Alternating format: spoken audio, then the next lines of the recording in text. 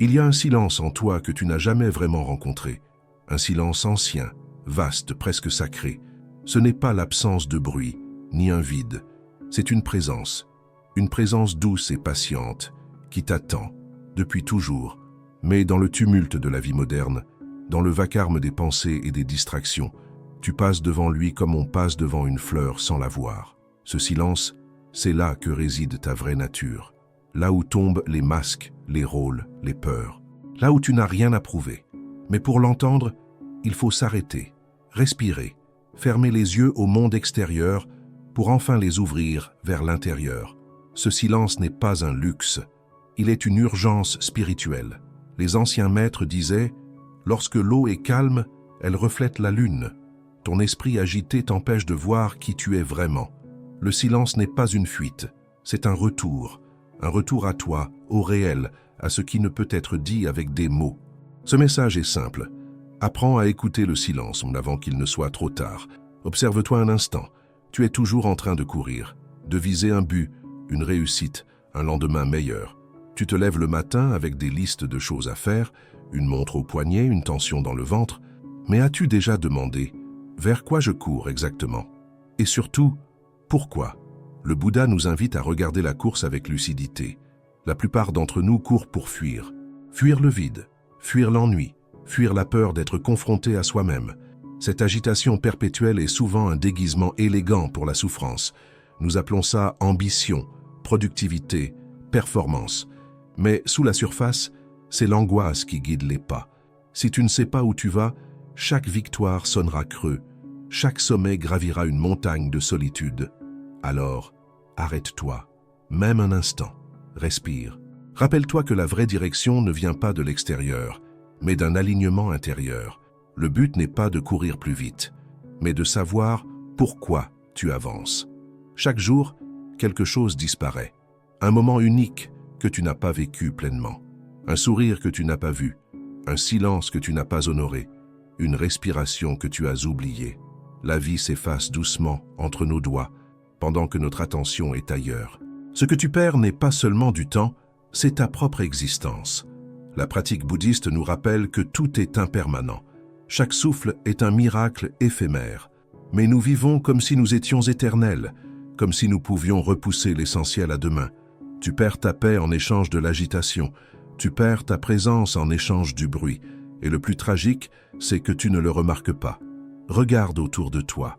Chaque feuille qui tombe, chaque ride sur ton visage, chaque regard que tu croises contient un message. Cela ne durera pas. Et c'est justement parce que rien ne dure que tout a de la valeur. Ce que tu perds chaque jour peut redevenir sacré si tu choisis de le voir. L'un des enseignements les plus profonds et les plus difficiles du Bouddha, c'est celui de l'impermanence. Tout change, tout passe. Rien, absolument rien, n'échappe à cette loi universelle. Tes joies, tes douleurs, ton corps, tes relations, tes succès, tout est destiné à se transformer. Et pourtant, nous résistons, nous nous accrochons, nous refusons de lâcher prise. Cette résistance est la source de notre souffrance. Nous voulons garder ce qui nous plaît, repousser ce qui nous blesse. Mais la vie ne suit pas nos désirs, elle suit son propre courant. Apprendre à vivre avec l'impermanence, c'est apprendre à aimer sans possession, à vivre sans attachement, à respirer sans peur de perdre. Ce n'est pas facile, c'est même vertigineux. Mais dans cette acceptation se trouve une forme de liberté. Quand tu ne t'agrippes plus, tu peux enfin danser avec la vie. Chaque instant devient précieux, chaque au revoir devient sacré, et tu cesses d'avoir peur, parce que tu comprends que tout ce qui naît est destiné à mourir, et que c'est cela même qui rend la vie si belle. Pourquoi souffres-tu? Vraiment? Pas à cause des événements eux-mêmes, mais à cause de ton lien à ces événements. Le Bouddha l'a dit avec clarté, l'attachement est la source de la souffrance. Ce que tu refuses de perdre, ce que tu veux posséder, ce que tu crois indispensable à ton bonheur, tout cela devient ta prison. L'attachement peut prendre 1000 formes, à une personne, à une image de toi-même, à un passé idéalisé, à un futur espéré. Il te murmure que tu ne seras pas complet sans cela, mais c'est un mensonge doux et toxique. Plus tu t'attaches, plus tu as peur. Plus tu as peur, plus tu souffres. Cela ne veut pas dire ne plus aimer, ne plus rêver, ne plus agir. Cela signifie aimer librement sans vouloir posséder. Cela signifie vivre sans s'accrocher à ce qui est destiné à partir. L'attachement n'est pas l'amour. L'amour vrai laisse partir. L'attachement retient, contrôle, étouffe. Si tu veux guérir en profondeur, commence ici. Commence par lâcher doucement. Ce n'est pas par hasard que l'éveil s'est produit dans le silence d'une nuit, sous un simple arbre, loin des foules et des temples dorés. Siddhartha s'est assis, résolu à ne pas se lever avant de voir la vérité. Et dans cette immobilité, dans cette attention totale, il a vu ce que nous passons notre vie à fuir, la nature du monde et celle de l'esprit humain. Il a vu la naissance, la mort, la peur, le désir, la douleur, l'illusion. Il a vu que tout est interdépendant, que rien n'existe de manière isolée. Mais il a aussi vu que, malgré tout cela, il y a en chacun un espace de paix indestructible, une clarté naturelle, pure, au-delà de la confusion. C'est cela la nature de Bouddha, et elle n'est pas réservée à quelques élus. Elle vit en toi aussi. Ce que le Bouddha a réalisé, tu peux aussi le réaliser. Pas dans un futur lointain, mais ici même si tu oses rester immobile, si tu oses regarder sans fuir. Il n'a pas fui le monde, il l'a compris, et en comprenant profondément la souffrance, il a trouvé la fin de la souffrance. Ce qu'il a vu peut illuminer aussi ta vie. Combien de fois te dis-tu « Je commencerai demain, j'attends que ce soit le bon moment. Un jour, je vivrai vraiment », comme si ta vie actuelle n'était qu'une répétition avant la vraie. Mais il n'y a pas de général. Il n'y a pas de deuxième prise. Ce que tu vis maintenant est le seul moment réel que tu possèdes. La pensée moderne te pousse à toujours te projeter, préparer, planifier, différer. Mais à force de toujours remettre à plus tard, tu oublies que tu es déjà en train de vivre. Chaque matin est une page blanche. Et trop souvent, tu la remplis sans conscience, en pensant qu'un jour, tu écriras enfin la vraie histoire. Mais le temps ne t'attendra pas. Il coule, silencieux et juste. Le bouddhisme nous rappelle que la vie n'est pas quelque chose à posséder ou à contrôler. Elle est une danse fragile, un miracle fragile. Ne vis pas comme si tu avais une éternité devant toi. Vis comme si chaque instant comptait, car il compte. Ta vie est déjà en train de se dérouler. Demain. Ce mot qui semble si rassurant. Demain, je changerai. Demain, je méditerai. Demain, je serai heureux. Mais demain est un mirage. Il n'existe jamais vraiment. Chaque fois que tu arrives à demain, il est devenu aujourd'hui. Et pourtant, tu continues à lui confier ta paix, ton bonheur, ta liberté. Le Bouddha nous enseigne que le mental adore le futur, car il lui permet de ne jamais se confronter à l'instant présent. Mais en vivant dans le futur, tu deviens absent à ta propre vie. Tu survis, tu fonctionnes, mais tu ne vis pas vraiment. Tu te voles la seule chose que tu possèdes, le maintenant. Demain peut être une promesse douce, mais aussi une prison dorée. Car tant que tu attends un meilleur moment pour te transformer, tu restes figé dans l'ancien. Ce que tu cherches n'est pas là-bas, il est ici, dans ce souffle, ce regard, ce silence. Ne laisse pas le piège de demain te voler aujourd'hui. Depuis l'enfance, on t'a dit qui tu es. Tu as empilé des identités comme des vêtements. Ton nom, ton rôle, ton histoire, ton passé. Et à force d'y croire, tu as oublié que tout cela n'est qu'une surface. Le bouddhisme ne te dit pas qui tu es. Il t'invite à regarder au-delà de ce que tu crois être. Tu n'es pas tes pensées. Elles vont et viennent. Tu n'es pas tes émotions. Elles changent à chaque instant. Tu n'es pas ton corps. Il vieillit, se transforme. Alors, qui es-tu vraiment ? Derrière le bruit de l'ego, il y a quelque chose de plus vaste, une présence silencieuse, une conscience pure, innommable, mais profondément réelle. Et si cette essence en toi était déjà libre, déjà paisible, et si tu n'avais pas besoin de devenir autre chose, mais simplement de te souvenir? Le chemin n'est pas une construction de soi, c'est un dépouillement, une redécouverte, une écoute intérieure. Tu es bien plus que ce que tu crois, et tu n'as pas besoin d'attendre pour l'être. Il suffit d'un instant de vraie présence pour que le monde change. Un souffle conscient, une bouchée dégustée avec gratitude, un regard offert sans distraction. La pleine conscience n'est pas une technique à ajouter à ton agenda.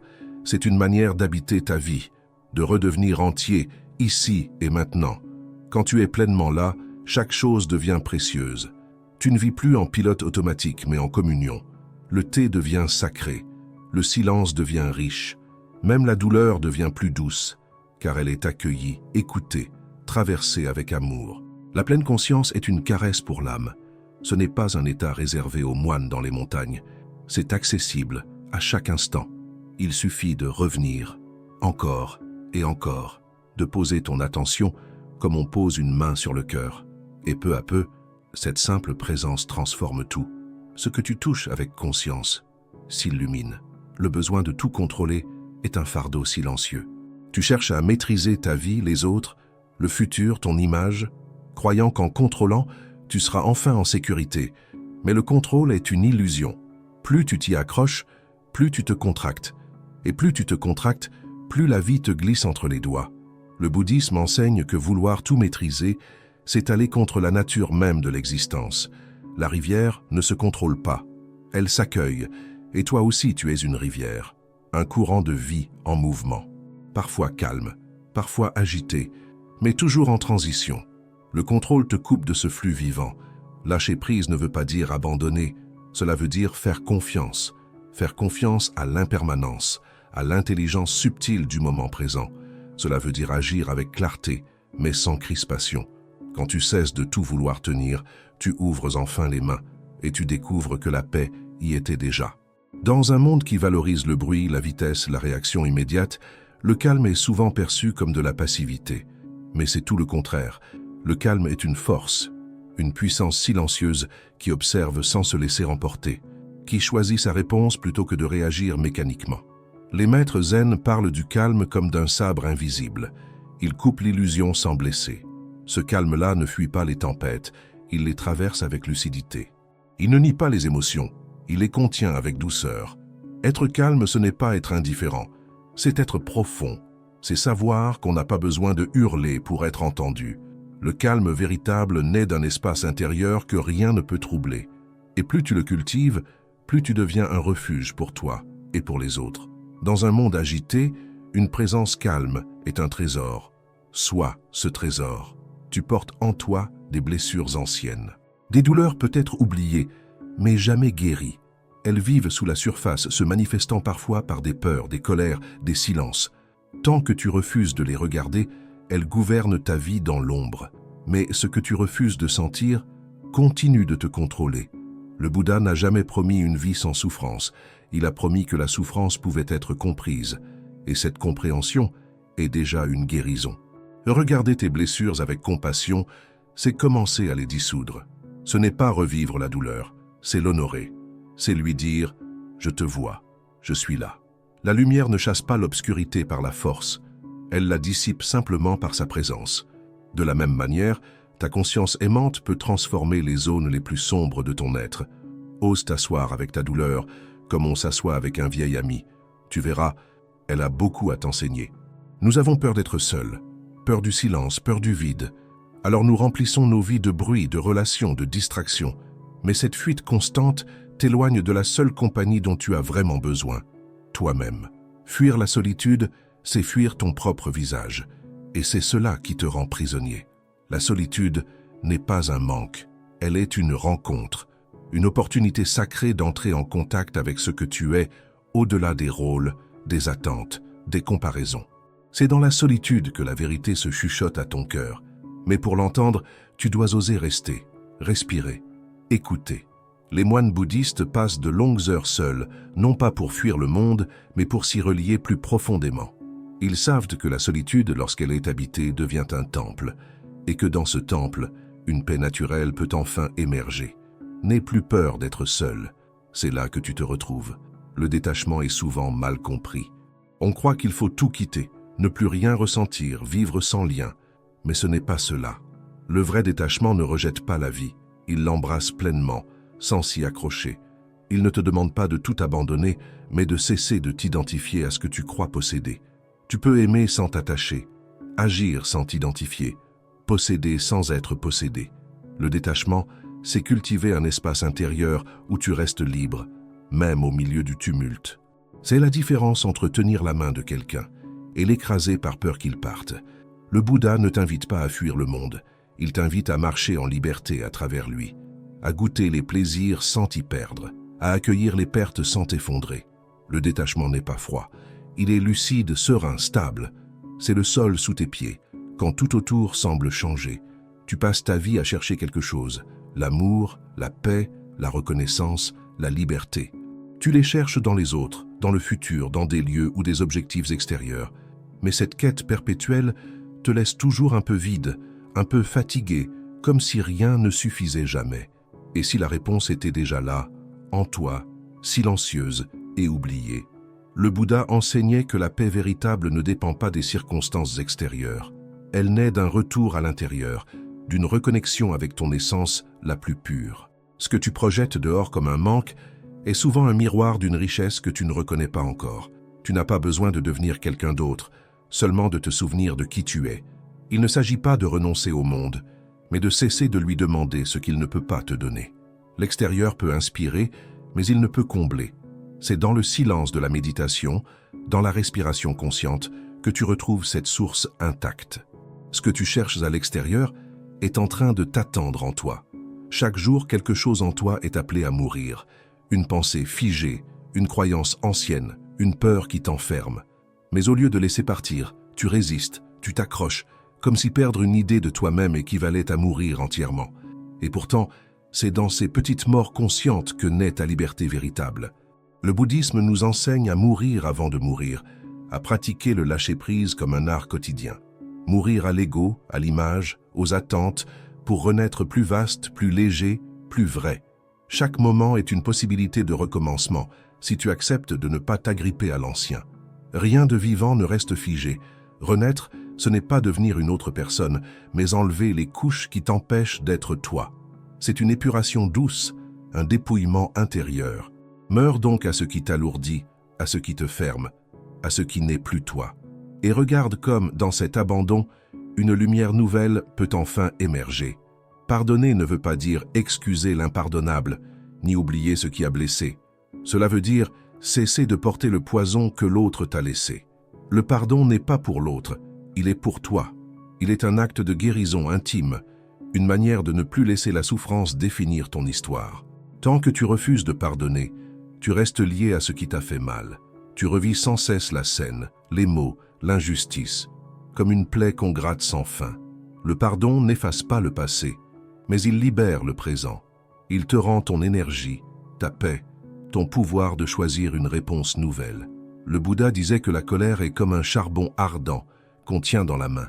C'est toi qui brûles, pas l'autre. Alors lâche.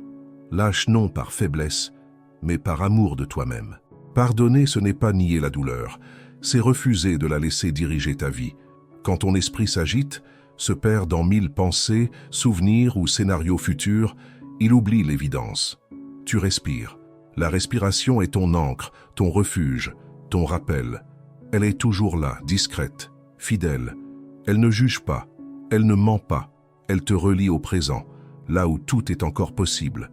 Le simple fait de poser ton attention sur l'inspiration et l'expiration calme déjà ton mental. Elle t'enseigne la régularité, l'impermanence, l'équilibre. Chaque souffle naît, vit, meurt, puis renaît. N'est-ce pas là le plus grand maître spirituel, toujours disponible, toujours vrai, toujours vivant? Les méditants bouddhistes l'ont compris depuis des siècles. Revenir à la respiration, c'est revenir à la vie. Tu n'as pas besoin de fuir, ni de comprendre tout de suite. Respire. Sens le souffle entrer, sortir. C'est là que commence le calme. C'est là que renaît la paix. Dans le silence des monastères, il n'y a ni luxe, ni performance, ni succès affichés. Et pourtant, un sourire paisible habite souvent le visage des moines, car ils ont compris quelque chose que le monde oublie. Le bonheur ne vient pas de ce que tu obtiens, mais de ce que tu apprends à ne plus désirer. Le vrai bonheur naît de la simplicité, de l'absence de conflit intérieur, de la paix d'être là, pleinement, sans attente. Les moines n'attendent pas que la vie soit parfaite pour être heureux. Ils s'émerveillent de l'instant, du bol de riz, du chant d'un oiseau, du silence entre deux pensées. Ce n'est pas qu'ils ont moins, c'est qu'ils veulent moins. Et ce choix volontaire de la légèreté les rend profondément riches. Leur joie n'est pas bruyante, elle est stable. Elle ne dépend pas du monde, elle émane d'un cœur en paix. Et si tu apprenais, toi aussi, à goûter cette forme de bonheur? Ton mental est une machine à produire des récits. Il analyse, anticipe, juge, compare, ressasse. Il te raconte des histoires du passé et des peurs du futur, des scénarios imaginaires dans lesquels tu te perds. Il se prend pour le maître, alors qu'il n'est qu'un outil. Et souvent, il ment. Il te fait croire que tu n'es pas assez, que tu dois devenir quelqu'un d'autre, que tu n'as pas le droit de te reposer, de ralentir, d'être simplement toi. Mais si tu écoutes plus profondément, sous le tumulte des pensées, il y a une autre voix. Une voix qui ne crie pas, mais qui murmure ton cœur. Le cœur ne raisonne pas comme l'intellect. Il ressent, il perçoit, il sait sans expliquer. Quand tout en toi dit non mais que ta tête insiste, c'est que tu t'éloignes de cette sagesse naturelle. Le cœur ne ment jamais, mais il demande du silence pour être entendu. Il est calme mais puissant. Il est doux mais clair. C'est lui qui sait ce qui est juste, ce qui est vivant, ce qui est aligné avec ta vérité profonde. Le chemin du Bouddha, ce n'est pas un chemin de concept, mais d'expérience directe, une écoute du cœur, du corps, de l'instant présent. Alors pose-toi, ferme les yeux et demande-toi, à quoi suis-je en train de croire et d'où vient cette croyance? Est-ce la peur qui parle ou la paix? Est-ce la voix du mental ou celle du cœur? Chaque fois que tu reviens à cette question, tu te recentres, tu retrouves le fil. Le mental construit des prisons dorées. Le cœur, lui, t'ouvre les portes vers la liberté. On en parle partout. Vis l'instant présent, sois ici et maintenant. Et à force de l'entendre, cette idée devient un slogan creux, vidé de sa puissance. Mais en réalité, le moment présent est une porte secrète, un passage sacré vers une vie plus consciente, plus réelle. Ce n'est pas une idée abstraite, c'est une pratique vivante. Le moment présent est le seul endroit où tu peux aimer, agir, transformer. Tout le reste est souvenir ou imagination. Quand tu es vraiment présent, tu cesses de réagir automatiquement. Tu vois les choses comme elles sont, sans les filtres du passé ou les peurs du futur. Tu entends le chant d'un oiseau comme si c'était la première fois. Tu goûtes un fruit avec émerveillement. Tu regardes quelqu'un et tu le vois vraiment. Cette qualité de présence change tout. Elle rend ta vie plus dense, plus riche, plus sacrée, même dans les gestes les plus simples. Mais cette porte ne s'ouvre pas avec la force. Elle s'ouvre avec la tendresse, avec la lenteur, avec l'attention. Il ne s'agit pas de forcer l'instant, mais de l'honorer, d'y entrer avec humilité. Chaque fois que tu t'arrêtes, que tu respires en conscience, tu franchis cette porte. Et derrière elle, il n'y a pas de miracle spectaculaire, juste la vie dans sa beauté nue et entière. Et c'est peut-être le plus grand miracle. Il y a en toi des émotions que tu ne veux pas voir. La colère, la tristesse, la honte, la peur. Tu les ranges dans des coins sombres. Tu les recouvres d'activités, de sourires forcés, de distractions. Tu crois les maîtriser, mais en vérité, ce que tu refuses de ressentir te contrôle depuis l'ombre. Elle guide tes choix, sabote tes relations, affecte ton corps sans que tu comprennes pourquoi. Le bouddhisme nous enseigne une voie radicale, celle de la pleine conscience, même et surtout face à la douleur. Accueillir une émotion ne veut pas dire s'y noyer. Cela veut dire lui faire de la place, comme on fait une place à un invité qui souffre. Tu la regardes, tu l'écoutes, tu la ressens, sans t'identifier à elle. Tu dis « voici la peur » et non « je suis peur ». Tu dis « voici la colère » et tu lui offres un espace aimant. Et dans cet espace, quelque chose change. Ce qui était figé se met en mouvement. Ce qui était lourd s'allège. Ce que tu évitais devient un enseignement. Ce travail demande du courage. Il demande de la patience, de la tendresse envers toi-même. Mais il est libérateur. Chaque émotion traversée en conscience est une chaîne en moins. Un voile en moins entre toi et ta clarté naturelle. N'aie plus peur de sentir. C'est en ressentant que tu te libères. Ce que tu refuses de regarder a du pouvoir. Ce que tu regardes avec amour se transforme. Il y a des vérités que l'on repousse, toujours à demain, parce qu'elles font peur, parce qu'elles changent tout. Mais certaines vérités doivent être entendues avant qu'il ne soit trop tard, avant que la vie ne t'impose un réveil brutal, avant que les regrets ne te murmurent à l'oreille ce que tu savais déjà, mais n'as pas osé suivre. Cette vérité, la voici. Ta vie est précieuse, fragile, et elle passe vite. Ce n'est pas une menace, c'est une invitation à ne plus vivre à moitié, à ne plus faire semblant, à ne plus attendre que les conditions soient parfaites pour être toi. Tu n'as pas besoin de permission pour changer. Tu n'as pas besoin que tout soit stable pour commencer à vivre autrement. Tu as juste besoin d'écouter, de t'écouter, d'écouter cette voix intérieure, si discrète, qui te dit depuis longtemps « il est temps ». Temps de ralentir, temps de respirer, temps de dire non à ce qui t'épuise et oui à ce qui te nourrit, temps d'aimer sans peur, temps d'exister sans masque, temps de revenir à toi. Ce que tu dois entendre maintenant, c'est que tu es libre de vivre autrement. Et plus tu repousses cette liberté, plus tu t'éloignes de toi. Le moment d'agir, de sentir, d'être, c'est maintenant. Toute cette réflexion, tous ces mots, mènent à une seule chose, un choix. Ce choix, tu dois le faire toi-même. Personne ne peut l'imposer. Il ne s'agit pas de spiritualité décorative, de jolies idées à collectionner. Il s'agit de vivre éveillé ou de continuer à dormir, de voir la réalité comme elle est, ou de rester dans les brumes du mental, dans l'inconscience routinière. Vivre éveillé ne veut pas dire être parfait, ni être supérieur. Cela veut dire être présent, lucide, engagé avec ton cœur. Cela veut dire ressentir pleinement, aimer sincèrement, agir avec conscience. Cela veut dire tomber et se relever avec compassion. Cela veut dire marcher avec douceur, car chaque pas compte. Chaque choix laisse une empreinte dans ta vie et dans celle des autres. Dormir, c'est rester esclave des habitudes, de la peur, du jugement. Éveiller, c'est redevenir acteur de sa vie, témoin de l'instant, artisan de paix. Le Bouddha n'a pas dit « croyez-moi », il a dit « regardez par vous-même, le choix t'appartient ». Et il commence ici, dans ce souffle, dans ce moment où tu te rappelles enfin que tu es vivant,